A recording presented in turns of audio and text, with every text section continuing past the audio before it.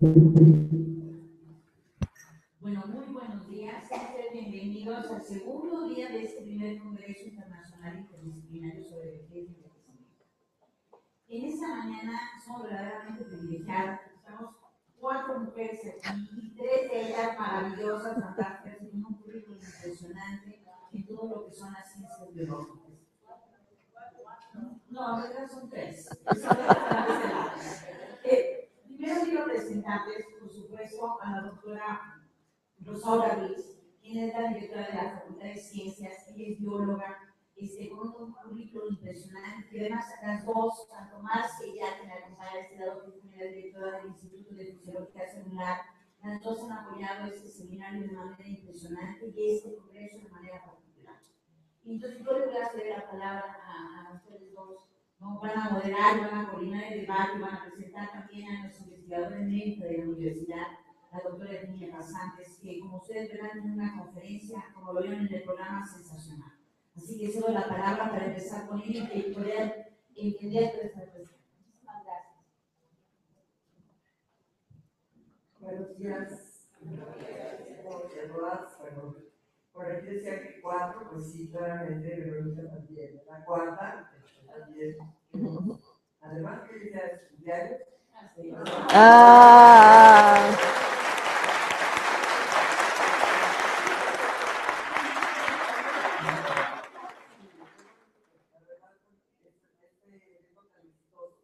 Y le agradezco mucho a la doctora la oportunidad de presentar a nuestra emérita favorita, y una de las mejores investigadoras de esta universidad, que es la doctora Emilia Pasantes Ordóñez, quien es investigadora emérita del Instituto de Fisiología Celular, y ella estudió en la Facultad de Ciencias, es bióloga, y en su posgrado fue discípula del doctor Guillermo Maciel. Es una de las investigadoras más importantes, fundadora de la neuroquímica en México. Es miembro de los investigadores fundadores del Instituto de Fisiología Celular, donde trabajamos y donde ella es emérita, y a través de los 50 años que tiene de trayectoria en investigación, aunque no lo crean, pero más correcto, ha hecho muchísimas aportaciones originales importantes en la fisiología de la taurina, que es un aminoácido. No sé si hoy les va a hablar algo de eso, a lo mejor por ahí se los menciona. Y los mecanismos moleculares de la regulación del volumen celular. En las últimas fechas he estado estudiando la regulación del volumen celular del cerebro, siendo una líder mundial, internacional en su área. Ha sido conferencista invitada en 38 simposios, mesas redondas. Su producción científica no quiero tener mucho, pero son 193 artículos, tiene más de 5.000 citas, es miembro del SNI desde hace mucho tiempo, desde su fundación, y ahora, por supuesto, tiene la distinción de investigador emérito también en el SNI. Ha formado muchísimos recursos humanos, como si eso fuera poco, cuando más de 50 estudiantes graduados de licenciatura, maestría y doctorado. Ha dado un sinnúmero de cursos de licenciatura y de posgrado, y ha recibido muchísimas distinciones. Nada más les voy a decir un par para dejar de hablar. Tiene el premio UNAM en Investigación en Ciencias Naturales, el premio Cuchimán de Plata de la Universidad de Tabasco, el premio Universidad Nacional Autónoma, Universidad Nacional de San Luis Potosí. No, Universidad Autónoma de San Luis Potosí, y una revista de investigación científica, la Neurochemical Research, le dedicó un número. En 2001 recibió el Premio Nacional de Ciencias y Artes en el área de Ciencias Exactas y Naturales, y además de todo eso es un excelente colega. Ya estaba trabajando muchísimo en la creación de una nueva licenciatura, una licenciatura en neurociencias. Y bueno, yo no tengo que ir a presentar un poquito al Consejo de Investigación Científica, entonces por eso los voy a tener que dejar un poquito antes de que ella termine su charla. Pero bueno, creo que no pueden tener una mejor ponente, y bueno, le dejo el micrófono a la doctora Pasantes.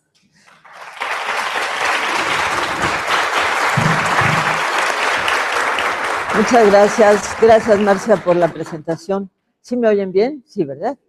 Yo creo que me trajeron aquí, hay muchos investigadores en la UNAM que hubieran podido hablar de este tema, pero a mí me trajeron para tener un caso práctico. El año que entra cumplo 80 años, entonces supongo que esa fue la idea de la presentación.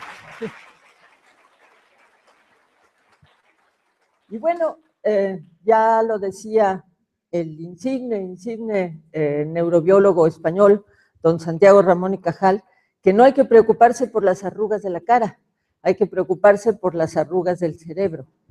Y en efecto, como pueden ver ustedes aquí, no habría manera que le bajáramos un poquitín a la luz de aquí adelante, si se puede bien, si no, no importa. Vean ustedes, el cerebro se arruga con el envejecimiento, claramente. Vean la diferencia entre el cerebro de un joven y de un adulto. Y esto va acompañado, déjenme irme un poquito para acá, va acompañado de una serie de cambios en la actividad intelectual, sobre todo, estamos hablando del cerebro, en la actividad intelectual. Hay una pérdida de la memoria de corto plazo, de la memoria operativa, hay una dificultad para resolver problemas, un declinamiento de la capacidad intelectual, el lenguaje es menos fluido, el vocabulario más pobre, hay perfecto, así está muy bien, menor capacidad de concentración, menor iniciativa, ansiedad ante la toma de decisiones. Estos son características que se observan con el transcurso del tiempo, pero evidentemente no afecta igual a todas las personas. Hay jóvenes que pues ya están presentando, a pesar de su edad, algunos de estos cambios, y hay una gama muy amplia del grado, prácticamente todas las personas ancianas tenemos este tipo de problemas, todos los problemas, pero algunos de manera más notoria que otros. Entonces hay esta diferencia individual, pero este es el tipo de problemas que se presentan en relación con la capacidad cognitiva, con la capacidad intelectual. Los cambios emocionales no son tan drásticos, no son tan importantes. Hay en general hay una actitud más positiva, no exactamente, digamos, en el sentido positivo propiamente, sino que lo que sucede en la gente de edad es que los recuerdos negativos o las situaciones negativas se van echando para atrás, se van tratando de borrar, no se da mucha atención a todas las cosas que pueden afectarnos negativamente. Cuando se les pone, por ejemplo, imágenes positivas y negativas a los jóvenes y a los viejos, los jóvenes recuerdan por igual las positivas y las negativas, los viejos recuerdan sobre todo las positivas y tienden a olvidar las negativas. Es como un mecanismo de defensa. Esta actitud emocional parece que tiene como una curva, de tal manera que ya a edad mucho más avanzada, entonces sí comienza a aparecer una actitud menos emocional, menos positiva. Las áreas que más se afectan con el envejecimiento en el cerebro son precisamente las que tienen que ver con estos aspectos cognitivos, que son el lóbulo frontal y el lóbulo parietal, en el cual se encuentra el hipocampo. El hipocampo es esta estructura del cerebro en donde se hace la consolidación de los procesos de memoria y funciona, digamos, que es la base estructural de la memoria operativa, la memoria esta que necesitamos para movernos en la vida. Entonces es esta zona del hipocampo y la zona del lóbulo frontal. Entonces vean ustedes cómo hay una mucho mayor deterioro, hay un deterioro importante en el lóbulo frontal, en donde está el asiento de las funciones intelectuales, de la toma de decisiones, de la capacidad de resolver problemas. Esas son las dos áreas que están especialmente afectadas. Vean ustedes, aquí se está midiendo, lo que se ve muy claramente macroscópicamente en el cerebro es que hay una pérdida de volumen en el cerebro. Entonces, esa pérdida de volumen no es igual en todas las áreas. Vean ustedes, en el lóbulo frontal, en la corteza prefrontal, hay una disminución muy importante en el volumen en función de la edad. Lo mismo en la corteza prefrontal, no la lateral, sino la media, otra vez hay una disminución muy notable. Lo mismo en el hipocampo, o sea, se va perdiendo, el cerebro va perdiendo como masa.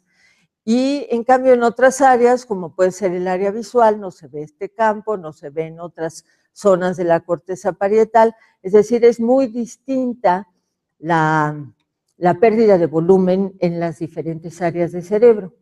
Entonces, uno pensaría que lo que viene muy pronto a la cabeza es, se están muriendo las neuronas. Bueno, yo voy a hablar nada más del envejecimiento normal. ¿Ya le apagué? No, ¿verdad? Está bien. Voy a hablar nada más del envejecimiento normal. No les voy a hablar nada de las patologías que ya sabemos que están asociadas al envejecimiento, como son notablemente la enfermedad de Alzheimer, la enfermedad de Parkinson. Ahí sí hay muerte neuronal, pero en el cerebro la pérdida de volumen no está dada por muerte de las neuronas. Eso ha sido una constante consistentemente observado. Lo que se pierde es la conectividad entre las neuronas. Esa comunicación, esa conectividad entre las neuronas, para alguien como yo, pues materialista, reduccionista, es la responsable de todo lo que hacemos, lo que sentimos, lo que pensamos, lo que imaginamos, lo que soñamos, lo que creemos, todo es debido a la comunicación entre las neuronas. Entonces vamos a hablar un poquito cómo se establece la comunicación. La neurona tipo, digamos, tiene un cuerpo neuronal, unas ramificaciones más cortas, que luego vamos a ver que tienen una importancia fundamental en el envejecimiento, y una prolongación más larga que es el axón, y en la terminal, en la parte terminal del axón, es el sitio en donde se establece la comunicación con las otras neuronas. Vean ustedes que este axón tiene una cubierta de mielina que va a ser una cubierta de una sustancia aislante, es una sustancia formada principalmente por grasa, por lípidos, y que va a tener una importancia fundamental en el proceso de envejecimiento del cerebro. Entonces, cuando una neurona va a comunicarse con otra, es en esta parte terminal del axón, particularmente en esto que se llama el botón sináptico, el que va a jugar un papel, es en donde tiene lugar esta comunicación entre las neuronas. Vean ustedes, esta es una fotografía de microscopía electrónica de esta terminal del axón. Y ya desde tiempos de Cajal, él había dicho, con un microscopio que ni en las secundarias ya se usan ahorita, pero con un microscopio muy elemental, que las neuronas no se tocan físicamente, sino que para establecer esa comunicación se utilizan mensajeros químicos que son los neurotransmisores. Entonces, el neurotransmisor se almacena aquí en estas vesículas y en el momento en que la neurona quiere transmitir un mensaje a otra neurona a través de lo que se llama un impulso nervioso, del que vamos a hablar en un momentito, entonces el neurotransmisor sale de las vesículas, se conecta en moléculas receptoras en la neurona que está recibiendo el mensaje y de esa forma una neurona puede comunicar su mensaje a la subsiguiente. Cada neurona recibe una cantidad muy grande de mensajes de distintas neuronas, los integra en cuestión de milisegundos y toma la decisión de transmitir este mensaje a la neurona subsecuente. Es así como se establece la comunicación entre las neuronas. Entonces, ¿qué es lo que está deteriorado en el envejecimiento en el cerebro en relación con la conectividad de las neuronas? Hay un deterioro del axón. La mielina, vamos a ver que tiene un papel muy importante, está fragmentada, hay zonas en donde no hay mielina. Vamos a hablar luego de las espinas de las dendritas. Estas dendritas, las prolongaciones, bueno, digamos, más cortas en relación con el axón, no siempre es el caso de que sean más cortas, pero van a tener un papel importantísimo en el envejecimiento. Hay menor número de sinapsis, hay una serie de deficiencias en la comunicación a través de los neurotransmisores. Entonces, todo esto es lo que se observa en el cerebro durante el envejecimiento y eso hace que la comunicación sea ineficiente. Para el estudio de cómo esta comunicación interneuronal es menos eficiente en el envejecimiento, ha sido de gran utilidad las técnicas de resonancia magnética funcional. En estas técnicas lo que se mide es la actividad de las neuronas indirectamente por el consumo de oxígeno. Entre más actividad, mayor demanda de oxígeno. Es una técnica muy interesante porque no es invasiva y permite conocer en qué zonas del cerebro se están activando cuando una persona está ejerciendo una cierta actividad mental. Por ejemplo, si se está tratando de una actividad matemática, pues se observan las zonas del cerebro cuando alguien está resolviendo un problema matemático, las zonas del cerebro en las que hay actividad. La actividad en el lenguaje, por ejemplo, se observa muy claramente también en zonas específicas del cerebro, y aquí vemos una diferencia entre el cerebro derecho y entre el hemisferio derecho y el hemisferio izquierdo. Hay más activación de neuronas en el hemisferio izquierdo. Ahora, aquí es en general cómo está funcionando el cerebro en respuesta a este tipo de estimulación medida por la resonancia magnética funcional, cuando hay, como en el caso del envejecimiento, un cierto deterioro de la actividad intelectual y cuando hay un deterioro mayor, como es el caso de Alzheimer. Entonces, a través de esta técnica de resonancia magnética funcional, no solo se ve cuáles son las zonas del cerebro en las que están siendo activadas cuando se le pide a la persona que piense, que tenga una actividad pues, mental, sino que también permite conocer la conectividad entre zonas distantes del cerebro. Esta técnica entonces permite conocer qué áreas están conectadas y se ha encontrado este tipo de conectividad en reposo, es decir, la conectividad no nada más es cuando se le pide una tarea a la persona, sino en reposo, es decir, cuando en principio no estamos respondiendo a ninguna tarea externa. Esa conectividad en reposo también nos da mucha idea de cómo está funcionando la comunicación entre las neuronas. Y una variante de esta resonancia magnética funcional, que es la que se llama resonancia magnética de tensor de difusión, esa mide cómo se va moviendo el agua en el interior de los axones. Entonces, con esa técnica no solo se puede saber cómo están comunicadas unas regiones con otras, sino cuál es la intensidad de la comunicación entre estas conexiones. Y es a través de este tipo de técnicas que se está estudiando, se está llevando a cabo un proyecto muy interesante, un proyecto internacional, del que seguramente ustedes han oído hablar, que es el proyecto del conectoma humano. Entonces se refiere un poco un poco en paralelo con el proyecto del genoma humano, pero yo digo que el proyecto del conectoma humano va a ser bastante más complicado que el propio proyecto del genoma humano. Es el que está tratando de identificar las conexiones y la fuerza de las conexiones en el cerebro. Entonces, es a través de estas técnicas que se ha podido ver que el problema del envejecimiento en el cerebro es un problema de deficiencia en la comunicación, de deficiencia en las conexiones. No es que se nos mueran más neuronas, sino que las que quedan están teniendo problemas para comunicarse con las demás. Déjenme un segundo, un poquito de agua.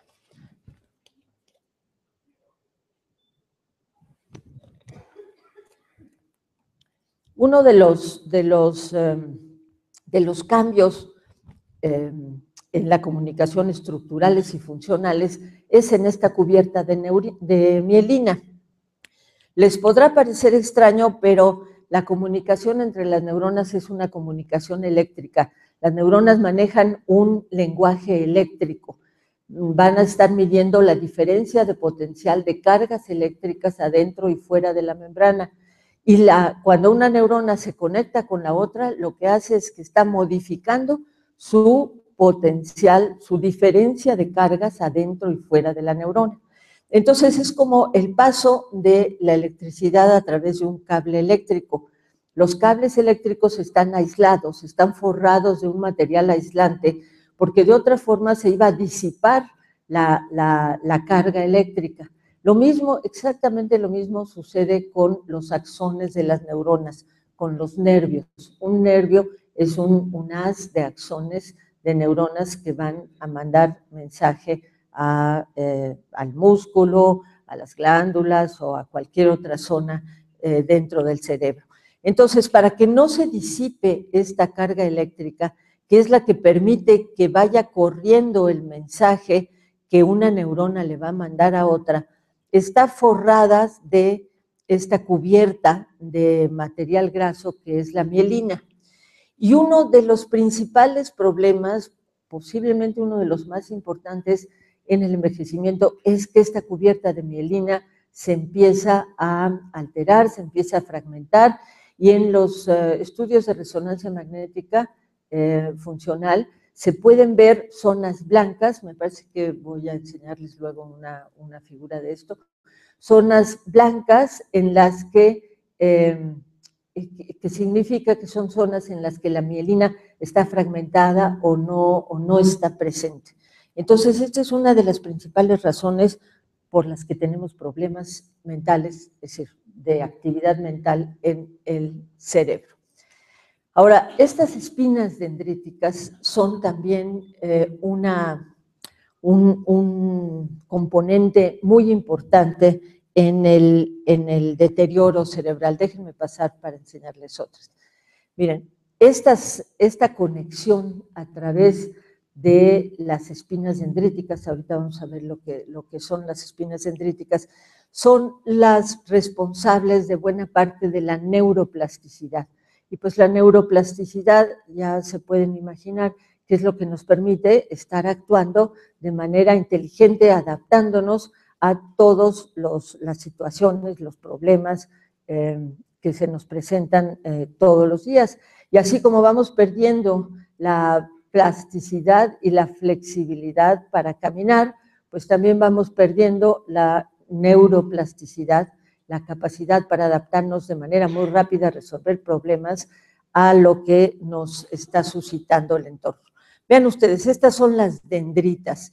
Como les decía, en algunos casos son, pues pueden ser incluso hasta más largas que el axón, pero lo que es muy interesante es toda esta ramificación que hay en las dendritas.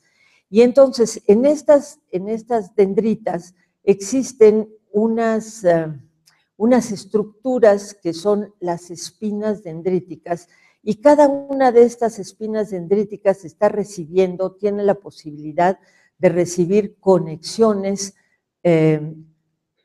mensajes, comunicación con otras neuronas. Déjenme ver, pasarnos a esta parte. Entonces, vean ustedes, esta es la orilla de una dendrita, y vean ustedes todas las espinas dendríticas aquí, cómo están estableciendo comunicación con otras neuronas. Este es el axón de la neurona que se quiere comunicar con esta neurona que tiene estas dendritas tan espectaculares, y estas espinas dendríticas aquí. Estas son figuras de microscopía electrónica en donde podemos ver cuál es la estructura de las dendritas y déjenme pasar un poco a esta parte. Vean ustedes lo que pasa en el envejecimiento. Aquí están las espinas dendríticas de una neurona de un cerebro joven y aquí vean ustedes cómo han desaparecido, se han reducido de manera importantísima en el cerebro viejo. Entonces, esta comunicación a través de las dendritas es fundamental para el proceso plástico del pensamiento.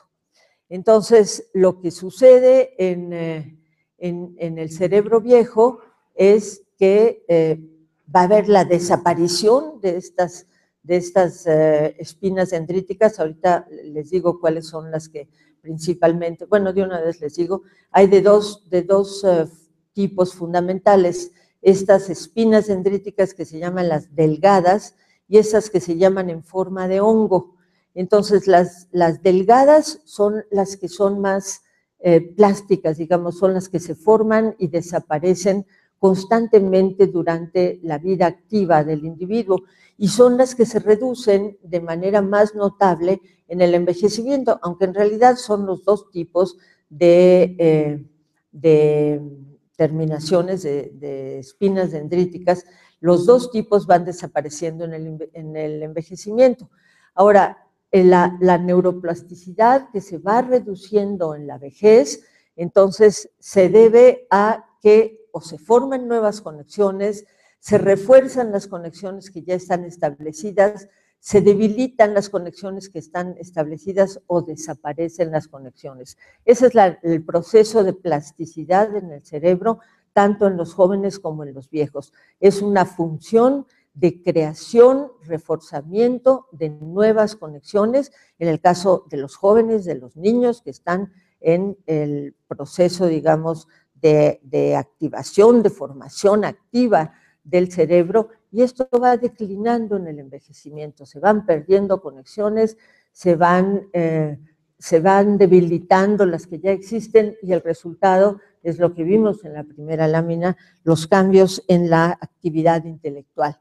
Vean ustedes aquí cómo se va viendo, estas son las veces que tardó el sujeto experimental, que en este caso son los monos, cuántas veces trató de conseguir lo que estaba tratando de conseguir, y vean ustedes cómo es muy clara la diferencia entre el joven y el viejo. El joven se tarda mucho menos, tarda menos veces en conseguir lo que estaba tratando de lograr, y todo esto tiene que ver con el volumen de las espinas dendríticas.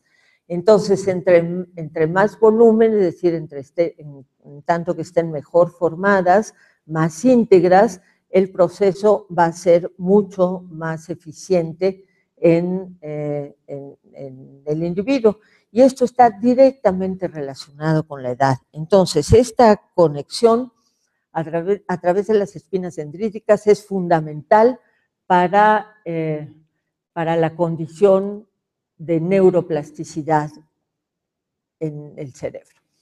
Ahora, ¿por qué ocurre este tipo de cosas? Ya estamos viendo que la epigenética es pues digamos, la rama de la investigación o de la ciencia que estudia los cambios que se dan en la traducción de la información genética, pero que se dan sin que se cambie nada la estructura del ADN.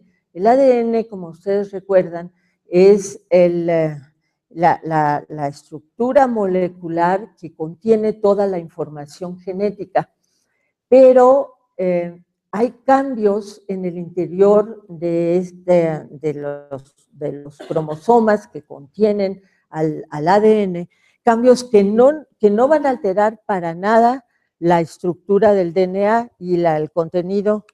¿Qué pasó? ¿Ya? Sí, ¿verdad?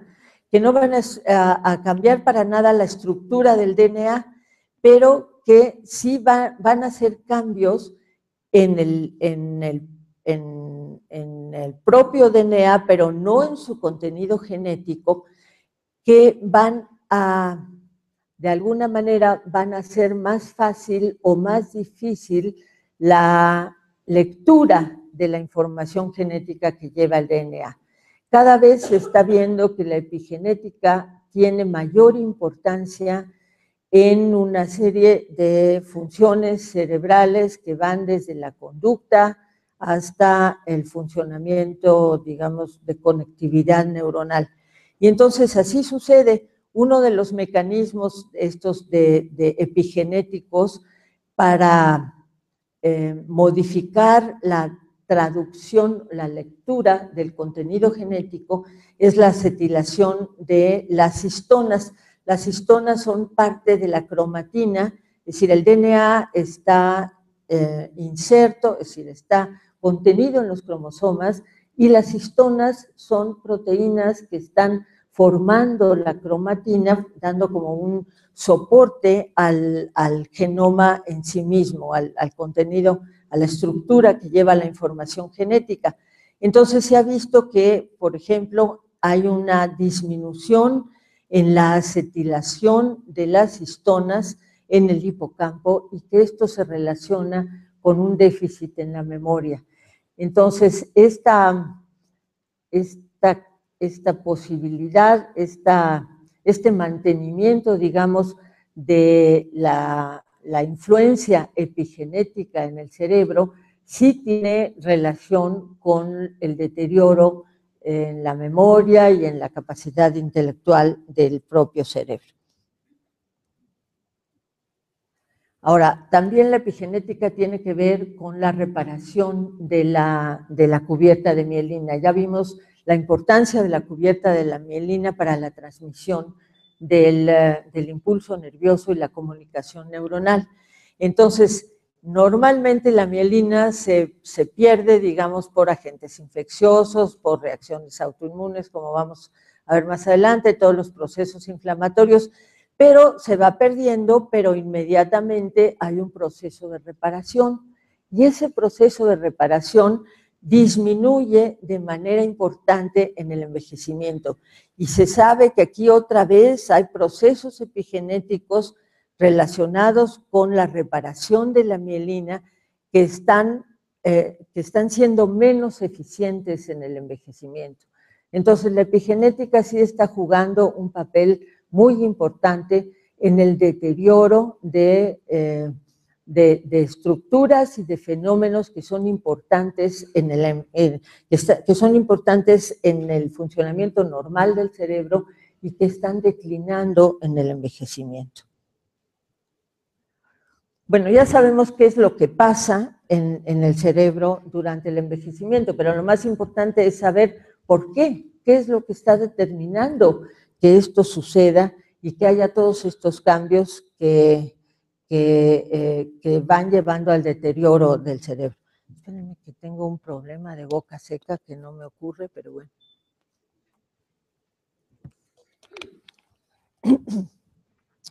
Bueno, evidentemente hay situaciones que son muy obvias y que llevan a problemas,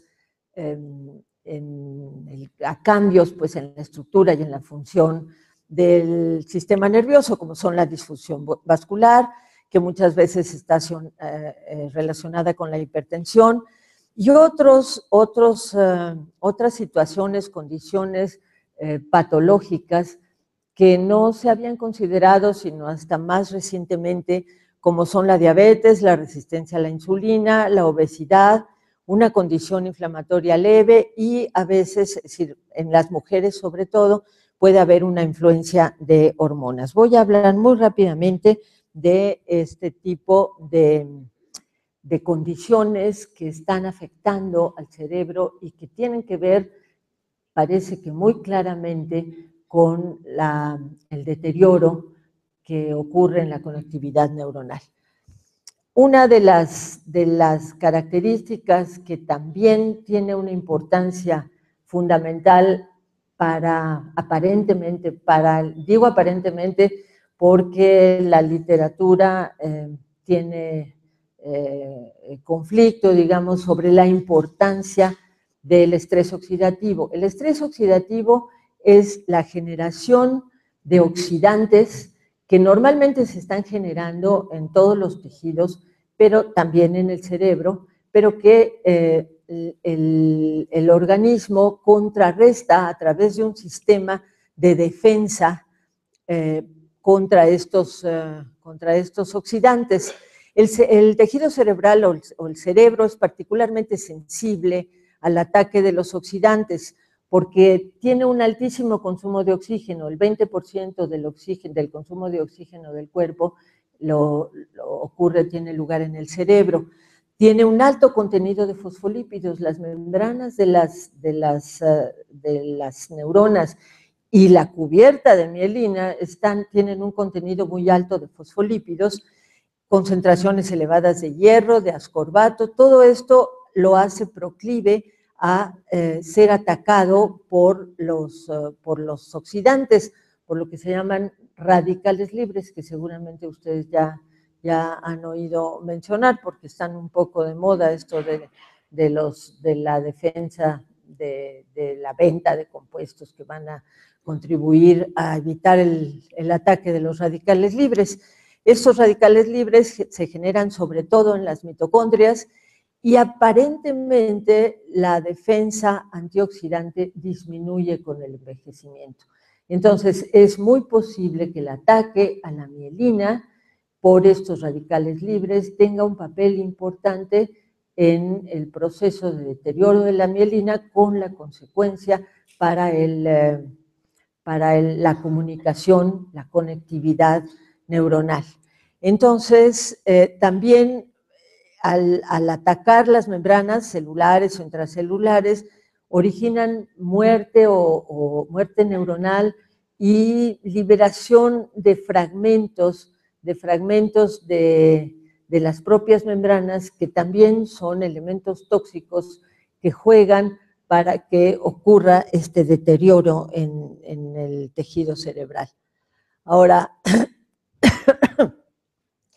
la diabetes y la hiperinsulinemia y la resistencia a la insulina parece que también están jugando un papel importante en la disfunción cognitiva y en la demencia. Este tipo de condiciones patológicas están actuando sobre aspectos que se conocen muy bien, que ocurren en la enfermedad de Alzheimer, que son los depósitos de beta amiloide y la formación de ovillos de neurofibrillas dentro de las neuronas. Esta es una diferencia importante entre el envejecimiento y la enfermedad de Alzheimer. En efecto, hay algunos depósitos de beta amiloide y hay algunos de estos ovillos neurofibrilares dentro de las neuronas en el cerebro envejecido, pero son notablemente menos, muy notablemente menos que en la enfermedad de Alzheimer.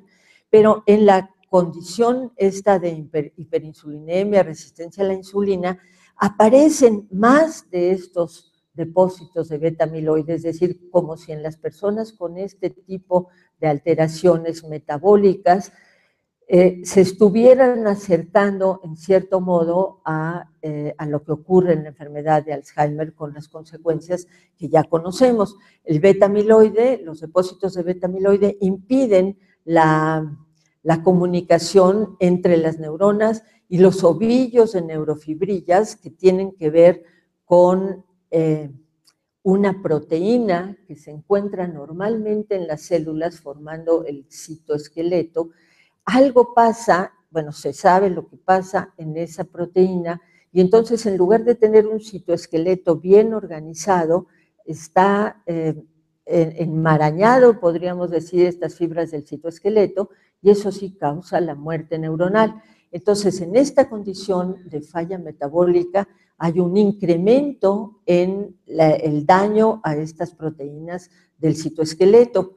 Evidentemente también puede haber daño en la microvasculatura, se generan especies reactivas de oxígeno, y todo eso altera la transmisión sináptica. Entonces, también en trastornos relacionados con este cuadro metabólico se observa un incremento en la zona de desmielinización. Se ven, aquí es donde les decía que les iba a enseñar, vean ustedes, así se ven estas como manchas blancas, son zonas en donde la mielina no está bien conformada. Y vean ustedes cómo en el caso del cerebro de personas con diabetes hay un aumento muy grande en esta falla de la mielina en el cerebro. Entonces es una condición metabólica, sí, muy preocupante en relación con el deterioro cognitivo. La otra condición que tiene un efecto importante en el deterioro de la memoria y del pensamiento es el de los procesos inflamatorios en la vejez. Normalmente los procesos inflamatorios son una respuesta de protección, de defensa más bien, del organismo contra un ataque, una infección o algún daño tisular en los órganos y en los tejidos. Y este proceso inflamatorio genera una serie de compuestos, como por ejemplo las interleucinas, la interleucina 1, la interleucina 6, todo esto es parte del proceso inflamatorio, pero aparentemente, bueno, no aparentemente, si la literatura dice que en el cerebro envejecido, el cerebro viejo es más sensible a la respuesta de estos agentes inflamatorios. Por un lado es más sensible y por otro lado es menos eficiente en la reparación del daño inflamatorio. Generalmente cuando hay esta respuesta de defensa, pues va a haber células muertas, restos de células muertas, y todo eso va creando radicales libres y mayor problema, digamos, en la eliminación de estos residuos de la muerte neuronal. Bueno.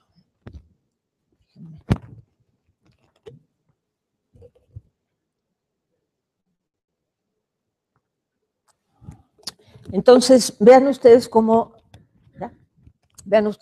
todo esto está muy interrelacionado y esto es el tipo de problemas que van a llevar a la deficiencia en la estructura y en la función, en la conectividad neuronal. Pero les tengo dos buenas noticias. Bueno, una, la parte emocional del cerebro no se altera con la vejez, para bien o para mal, porque igual uno puede estar haciendo el ridículo, ¿no? Pero para bien o para mal, la parte emocional no se altera. De tal manera que puede haber relaciones muy intensas entre hombres muy mayores y mujeres jóvenes, pero también entre mujeres mayores y hombres jóvenes. Y ahí las mujeres tenemos mucho que hacer en quitarnos toda la presión social de que no ve con tan buenos ojos. Si un viejo anda con una joven, todo el mundo dice, anda con una joven, qué maravilla. Si una mujer mayor anda con un joven, pues eso no está muy bien visto. Contra eso tenemos que luchar. Pero no hay cambios en la parte emocional. ¿Ya no sirve? Sí, ya. Y la otra buena noticia es que la marihuana parece que es lo mejor. ¿Ya no? ¿Está muy cerca? A ver, la marihuana es aparentemente la solución a todos nuestros problemas.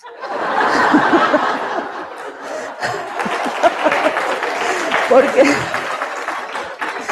vean ustedes que la marihuana tiene un efecto antioxidante, es decir, va contra los radicales libres.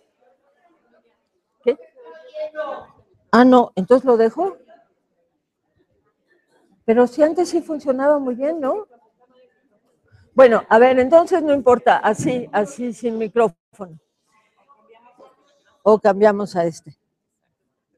A ver. Tiene un efecto antioxidante, es decir, va a combatir los radicales libres, va a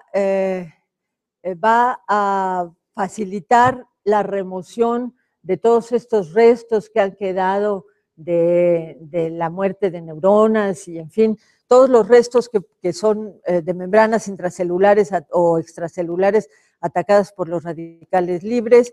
Tiene protección, se ha comprobado eso sí muy bien, que tiene protección a las neuronas contra efectos lesivos de distinta naturaleza, tiene efectos antiinflamatorios importantes, o sea, está atacando todos los puntos que vimos que son malos para que están causando este deterioro del cerebro y además nos hace estar muy contentas. Esa es la solución. Muchas gracias.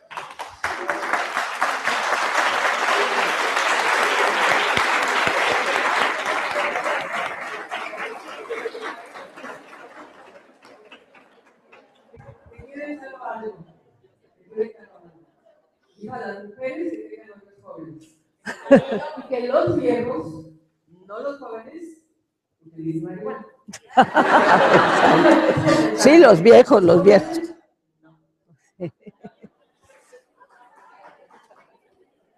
Muy bien. Los jóvenes no lleguemos a ciudad universitaria. Bueno, miren, tenemos 15 minutos para preguntas. Después la doctora va a estar en un salón que ya tiene en el programa para que ya pueda platicar directamente con ustedes y puedan hacer todas las preguntas sobre todo lo que les puso ahora. Entonces vamos a comenzar. Ya me voy a sentar. Ya creo que ya me voy a sentar, ya no tengo que enseñar. Ah, son escritos, qué maravilla, porque oigo mal, sorpresa. Te voy a leer la pregunta. Voy a leer la pregunta para que ella lo pueda contestar. Pero en primer lugar quiero decir que estoy muy contenta de estar aquí. Me da mucho gusto que estén todos ustedes. Quiero felicitar a los organizadores de este congreso. Es importantísimo el tema, no tengo la menor duda. Estamos trabajando mucho en la UNAM en este tema. El lunes también inauguramos un evento en la Facultad de Ciencias, igual Marcia y la directora de Ciencias, un evento sobre el envejecimiento a nivel celular. Y es que hay que discutirlo a todos los niveles y de todas las disciplinas. Por supuesto, no solo las científicas, también las humanistas. Hay que entender cómo se ha considerado la vejez en el tiempo, en las diferentes etapas históricas, en las diferentes culturas. Hay que entender la filosofía de los temas que aquí se está tratando, en fin. Y por eso felicito a los organizadores de este congreso. Han hecho un trabajo estupendo por un tema que tenemos que abordar todos en las universidades de diferentes ámbitos. Hay aquí matemáticos, hay gente que se dedica a la estadística, en fin. Lo felicito muchísimo. La pregunta es la siguiente. He leído que durante la vigilia se incrementa el número de espinas dendríticas y que disminuye durante el sueño. ¿Podría usted comentar sobre esto y cuál es su significado? Sí, las espinas dendríticas, como vimos, son las responsables en buena parte de la neuroplasticidad. Entonces, se están formando y desapareciendo muy rápidamente. Entonces, durante la vigilia sí están muy activas, pero durante el sueño, en realidad lo que ocurre, y por ahí había una lámina que lo mostraba, es que es esta red de comunicación en reposo que se llama, esa red de comunicación en reposo que es muy importante, disminuye muy notablemente durante el sueño, pero sí utiliza en buena parte la comunicación con las espinas dendríticas, pero no tanto porque desaparezcan, porque la formación y la desaparición pues es un proceso que sí requiere síntesis de proteínas y una serie de procesos más complejos. Lo que sí va aumentando y disminuyendo es la fuerza de la conexión que ya está establecida en las espinas dendríticas. Yo creo, sin ser especialista, que no es que desaparezcan, sino que la fuerza de la conexión se debilita mucho durante el sueño. Y entonces esas redes en reposo sí están muy atenuadas durante el sueño. A ver, la siguiente pregunta. ¿cuáles son las ventajas de la relajación y la práctica de yoga y el tai chi para controlar el envejecimiento? Para controlar el envejecimiento no conozco, es decir, no creo, no conozco, vamos a decir, vamos a partir del principio que no soy un especialista en este tema. Yo lo que hice fue hacer una revisión para mostrarles a ustedes cómo están las investigaciones en este momento. Lo que también quiero decirles que los neurobiólogos tenemos que ser muy respetuosos de lo que no conocemos. Es tanto más lo que desconocemos del cerebro que lo que conocemos, que tenemos que ser muy respetuosos. Desde el punto de vista, digamos, de la tranquilidad que generan este tipo de disciplinas, meditación, yoga, es muy claro para mí que lo que están haciendo es estimular nuestro sistema de marihuana natural, porque cualquier droga lo que, puede funcionar en el cerebro porque hay un neurotransmisor o algo, un sistema de modulación en el cerebro que es el endógeno. Y nosotros tenemos nuestra marihuana natural, es un sistema complejo y muy interesante de endocannabinoides. Yo creo que este tipo de disciplinas lo que están haciendo es actuar sobre estos endocannabinoides y incrementar pues la acción que tendría como una marihuana externa. La marihuana natural está funcionando en este tipo de disciplinas. Eso es lo que yo pienso.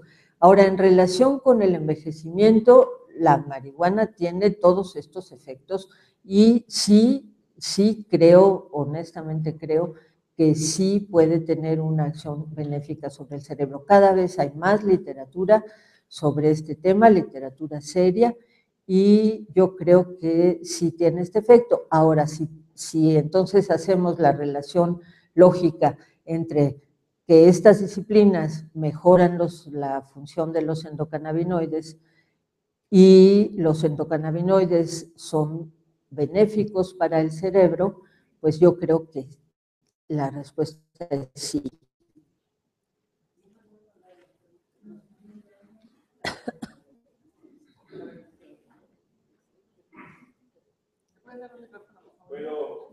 Sí. ¿Puedo hablarlo así? Sí, sí, sí. Bien. Primero, gracias por la presentación y por el ejemplo de mi persona.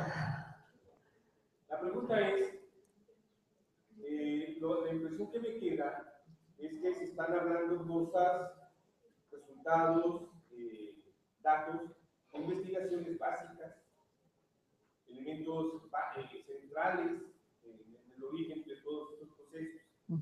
¿Tiene usted información de qué sucede en el cerebro, sobre todo en la persona envejecida, cuando se encuentra en situaciones vivenciales, por ejemplo, y en la relación de la dinámica social?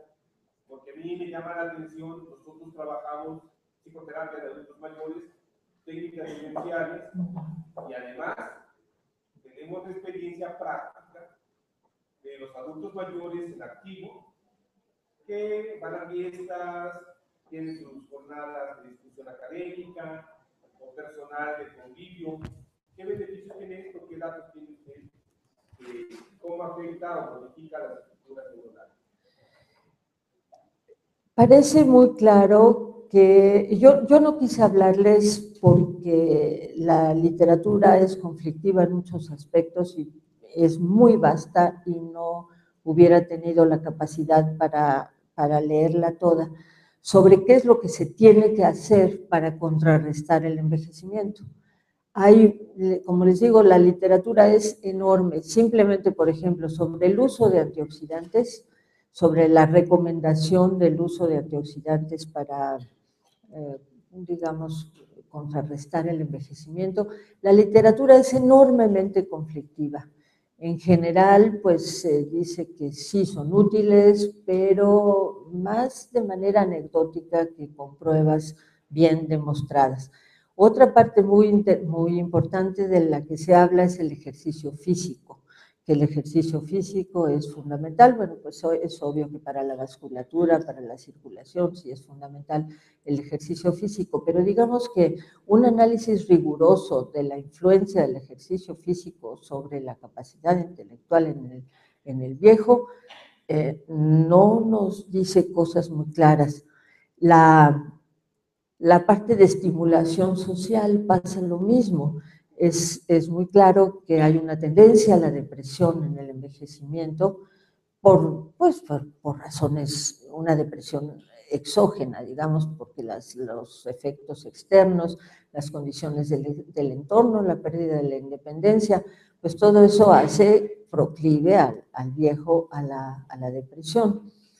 Y entre más rico sea el entorno, afectivamente, en términos de estímulos sociales, pues sí parece claro que sí tiene un efecto benéfico. Que ese efecto se haya medido con los criterios que nosotros acostumbramos a considerar para dar una afirmación, no he visto que se diga, bueno, las personas que están con un entorno muy rico tienen retraso en el envejecimiento. Eso no hay un cuerpo de literatura con el rigor necesario para tomar una posición ante eso.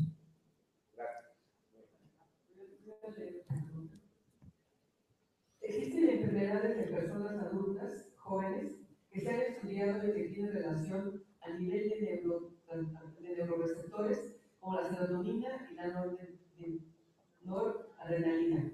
Me pregunto, ¿cómo afecta esto y si el envejecimiento se disminuye estos neuroreceptores? Sí, la última parte de la pregunta. En el envejecimiento sí hay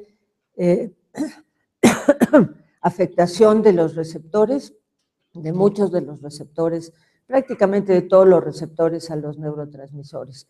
La comunicación neurotransmisor-receptor está afectada, es menos eficiente, en parte por menos síntesis de neurotransmisores, pero también porque la comunicación con el receptor no es suficientemente buena. La respuesta es sí. En cuanto a la primera parte de la pregunta, pues todo tipo de enfermedad relacionada con el cerebro va a tener que ver con las neuronas, con las células del cerebro, y en realidad, en relación con los neurotransmisores a los que se refiere la pregunta, la dopamina tiene que ver, por ejemplo, en el Parkinson, la dopamina tiene que ver con la esquizofrenia, la serotonina con las depresiones, en fin, estos neurotransmisores que tienen que ver fundamentalmente con los procesos emocionales, pues están alterados en enfermedades, como digo, como la esquizofrenia, como las depresiones. En el autismo lo que sucede es que hay un defecto, se piensa que hay un defecto, se sabe que hay un defecto en la conectividad, en la fuerza de las conexiones, pero muchas de estas conexiones que no están trabajando bien en el autismo son las que tienen que ver con la dopamina, la serotonina y la noradrenalina, que son los neurotransmisores de las emociones. No sé si con eso queda contestar. En cuanto a procesos de prevención, que se ha hablado mucho, ¿qué se recomendaría para la gente joven, para estimular su cerebro en esa etapa, o para los adultos jóvenes antes de llegar a los procesos de prevención? Yo digo que no se preocupen, que hay que decirles que no se preocupen, que se dediquen a enamorarse y a hacer su carrera, y que no se preocupen de la vejez. Cuando las personas son muy jóvenes, no va a haber nada que esté previniendo para la vejez. Sería más importante una recomendación para las personas, digamos, de los 50 en adelante. Pero como les digo, las posibilidades, es decir, lo que se dice, lo que hay en la literatura, por eso no me atreví a tocar el tema, es como muy conflictivo. Hay gente que dice que la terapia de reemplazo hormonal, por ejemplo, es importante, y luego por ahí salen artículos en donde dicen que no, que que no tiene ningún efecto. Entonces es difícil. Lo que se dice pues es muy banal y muy general y como muy de la lógica, pues alimentarse bien, hacer ejercicio, no tener problemas como los que yo tengo de toda la grasa esa abdominal, por eso les digo que me invitaron, viejita y gordita, es la principal para que venga aquí a explicar los problemas del envejecimiento. Entonces, ese tipo de cosas es claro que hay que evitarlos. Los problemas estos de estrés metabólico es fundamental evitarlos, los problemas de contaminación ambiental pueden tener también algún efecto. La literatura científica está a ese nivel recomendando de manera lo que nuestra lógica nos está indicando que debemos hacer para tener una vida saludable. En tanto que nuestro conjunto, nuestra homeostasis general sea benéfica, sea saludable, pues el cerebro va a estar también en esa condición. Pero es una condición inevitable, eso también hay que aceptarlo.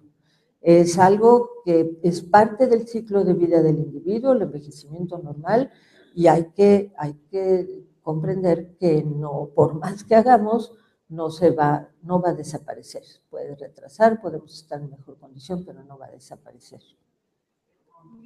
Tengo una duda, si podría ayudarme a resolverla. Somos un país de diabéticos y un porcentaje muy alto de diabetes. A ver, no oigo nada.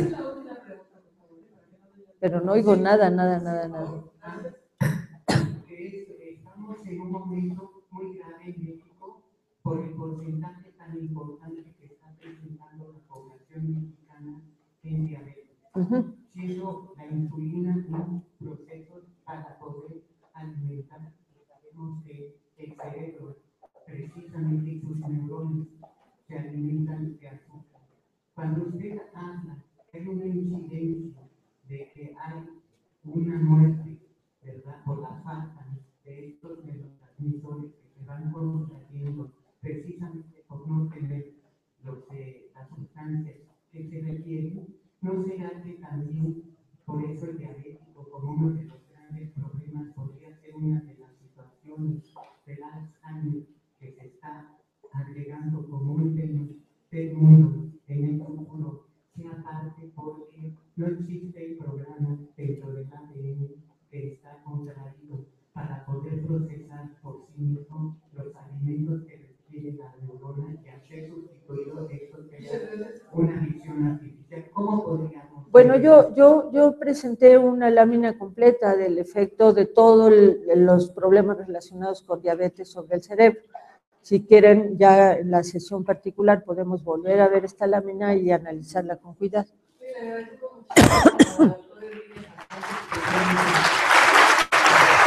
Gracias. Un minuto más, no se vaya, por favor. Les queremos pedir a los miembros del seminario universitario interdisciplinario sobre envejecimiento y vejez. Felicidades, doctora. Muchas gracias, chiquita. Que se entendió lo que me importa. Yo estudié Relaciones Internacionales.